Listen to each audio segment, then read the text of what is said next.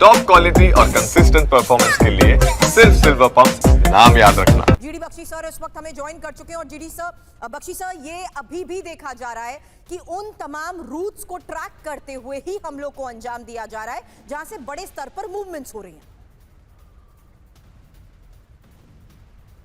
बिल्कुल, that is, इसको बोलते हैं हम मिलिट्री पार्लेंस में इंटरडिक्शन। यानी जहां आपने हमला करना है, जहां दुश्मन की सप्लाईज आ रही हैं, वहां जो क्रिटिकल ब्रिजेस हैं, क्रिटिकल पुल हैं, उनको उड़ाकर लाइन ऑफ सप्लाई को काट दिया जाए, लाइन ऑफ एमिनेशन रीसप्लाई खासकर उसको इफेक्ट किया जाए, ट्रूप मूवमेंट को इफेक्ट किया जाए। जहां तक ओवरऑल फाइटिंग का सवाल है, रूस का ग्राउंड पे पलड़ा रोज भारी होता जा रहा है। पेक्रोवॉस्क के इलाके में रूस की जो फौज है वो शहर के सेंटर में घुस चुकी है और बाकी वो उसको आउटफ्लैंक करने की कोशिश भी कर रहे हैं। कॉन्स्टेंटिनोवका की ओर वो बढ़त हासिल करने की कोशिश कर रहे हैं और अगर ये दोनों वो ले लेते हैं तो फिर फाइनल जो लाइन है क्रामातोवस्क की रह जाती है। यानी देखिए, दोनेत्स्क में 40% इलाका अभी भी यूक्रेन के कब्जे में है और इस लड़ाई में रूस की पूरी कोशिश है इस फेज में, समर ऑफेंसिव के फेज में, कि वो हमला करके इनको पूर्ण रूप से दोनेत्स्क पे कब्जा कर ले, लुहांस्क पे कब्जा कर ले। लुहांस्क पे तकरीबन उसका 100% कब्जा हो गया है, कुछ 5-6% ही रह गया है। दोनेत्स्क में अभी 40% के लिए भीषण युद्ध हो रहा है। हाँ, यूक्रेन जरूर कुछ ना कुछ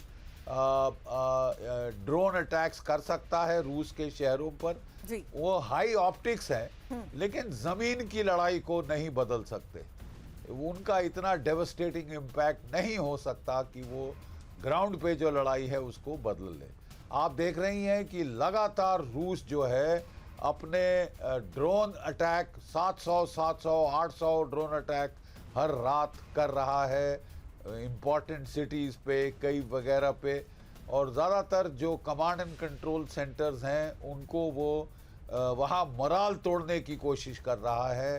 लोगों का मोराल, पब्लिक मोराल और जो मिलिट्री मोराल है उसके ऊपर चोट पहुंचाने की कोशिश कर रहा है ताकि उसका जो है नेगोशिएटिंग टेबल पे उसका पलड़ा भारी रहे। नेगोशिएटिंग टेबल पे पलड़ा भारी हो, ग्राउंड में मोराल तोड़ा जा रहा है। समर ऑफेंस को देखते हुए जो स्ट्रैटेजीज अपनाई गई हैं उसकी एक ग्राउंड रियलिटी ये है कि किस तरीके से अब उन तमाम रूट्स को देखते हुए फिलहाल ब्रिज को भी टारगेट किया गया है। लेकिन अब नेटो के खिलाफ बड़ी जंग की तैयारी में कैसे रूस, बड़ी खबर है, अमेरिका के नजदीक ओरेशनिक तैनात करेगा रूस। और ये रिपोर्ट में दावा किया गया है लैटिन अमेरिकी देश वेनेजुएला में ओरेशनिक की तैनाती को लेकर खबर बहुत बड़ी है। हालांकि बेलारूस के बाद वेनेजुएला में ओरेशनिक मिसाइल की तैनाती का मतलब समझना बहुत जरूरी है। हालांकि रूस और अमेरिका के बीच जाहिर सी बात है तनाव और ज्यादा बढ़ेगा।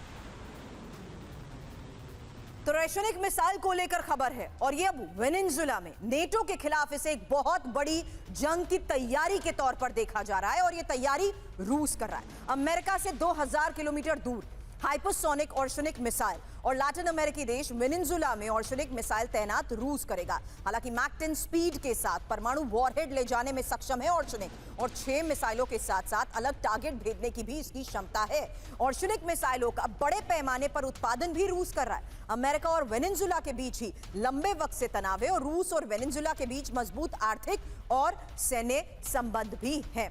अब इस बारे में वोरा सर आपसे सवाल करूं उससे पहले एक और बहुत बड़ी खबर है और ये सबमरीन तैनाती के बाद रूस और अमेरिका में बढ़ते तनाव को लेकर खबर है। अलास्का के नजदीक रूस का बड़ा सैन्य डिप्लॉयमेंट और अमेरिका के अलास्का बॉर्डर पर रूस की एम्फिबियस फोर्स। अलास्का के नजदीक दुनिया का ये सबसे बड़ा होवरक्राफ्ट और अलास्का के नजदीक रूसी टैंक और बैलिस्टिक मिसाइलों की तैनाती। अब इसका मतलब समझना बहुत जरूरी है और इसके मायने क्या हैं, किस स्ट्रैटेजी के तहत ये फिलहाल सैन्य डिप्लॉयमेंट्स हो रही हैं। वोरा सर सवाल आपसे करूंगी, उससे पहले इंफॉर्मेशन वॉल पर एक और क्विक अपडेट, जहां अलास्का बनेगा क्या नया वॉर फ्रंट, ये एक बहुत बड़ा सवाल। सबमरीन्स पर ट्रंप के ऐलान से ही रूस और अमेरिका के बीच तनाव बढ़ चुका है। अलास्का के पास पहुंचा चुकाटेका बॉर्डर पर ही रूस की एम्फिबियस फोर्स को लेकर ये बहुत बड़ी खबर सामने आ रही है। इसमें एक और तीसरी इंपॉर्टेंट बात, जहां अलास्का बॉर्डर पर रूस ने अब जुपर क्लास लैंडिंग क्राफ्ट को उतारा है। और एक और बड़ी बात, जल, जमीन, दलदल और बर्फीले इलाकों में चलने में ये होवरक्राफ्ट सक्षम है। एक और बड़ी बात, जहां रूस के सबसे बड़े होवरक्राफ्ट में 3 टैंक और 10 आर्मर्ड व्हीकल्स और 500 सैनिक भी बताए जा रहे हैं। अब इसे किस लिहाज से समझा जाए वोरा सर, क्योंकि इसमें एक और बड़ी इंपॉर्टेंट मूवमेंट ये है, जहां अलास्का के बिल्कुल नजदीक कई बैलिस्टिक मिसाइलों की मूवमेंट के लिहाज से इस खबर को समझना जरूरी है सर, क्योंकि अलास्का से सटे बोरिंग सागर में कुछ दिन पहले रूस के Tu-95MS बॉम्बर्स की भी उड़ान को लेकर खबर आई थी। जी बहुत बहुत धन्यवाद ma'am, thank you very much. काफी दूर हूँ मैं इस समय, उड़ीसा में हूँ, पुरी में। अभी थोड़ी देर के बाद महाप्रभु जगन्नाथ से मिलने जाऊंगा, आपके लिए भी प्रार्थना करूंगा वहां पर, आपके चैनल के लिए। मैम ये जो मैं देख रहा हूँ, जनरल बख्शी ने बिल्कुल सही रूप से आपको बताया है कि उसकी जमीन पर क्या हो रहा है। मैं थॉट प्रोसेस समझने की कोशिश कर रहा हूँ। आपको याद होगा कि जब जंग शुरू हुआ था, शुरू में व्लादिमीर पुतिन साहब ने मिलिट्री टारगेट्स को यूक्रेन में जो थे उनको बर्बाद करने की कोशिश की थी, ताकि उसके पास सैनिक शक्ति ना हो। उसको पता नहीं था कि पश्चिमी देश एंटिसिपेट नहीं किया था इतना समर्थन देंगे यूक्रेन को। उसके बाद फिर उसने इंफ्रास्ट्रक्चर पे हमला किया, अब सिविलियन टारगेट्स पे शुरू कर दिया है। तो ये एस्केलेशन होती जा रही है। दूसरी चीज जो मैं देख रहा हूँ यूक्रेन की तरफ से, मैम इसको हम लोग डिप्लोमेटिक लैंग्वेज में कहते हैं डिफाइंस ऑफ डेस्परेशन। जब कुछ नहीं बचा है उसके पास, वो हारने वाला है, तो वो और डिफाइंड हो जाता है। देख लूंगा क्या कर लोगे, मैं अभी मेरे में क्षमता है लड़ने के लिए। मैंने कई बार अपने डिप्लोमेटिक करियर में देखा है, ये हम वहां पर देख रहे हैं। अब ये जो हेजलनट ट्री ऑरेशनिक मिसाइल का आपने कहा है, जिसमें कैपेबिलिटी है कि आप न्यूक्लियर और कन्वेंशनल वॉरहेड्स लें, वो एक बहुत महत्वपूर्ण डेवलपमेंट है। वो साफ संदेश है कि अगर आप वेनेजुएला में उसको डालें, वेनेजुएला भी तो मैम एक सदस्य है ना डोनाल्ड ट्रंप पीड़ित संगठन का, जितने देशों को वो तंग कर रहा है, अब वो हल्के हल्के इकट्ठे हो रहे हैं, रूस के साथ जुड़ रहे हैं।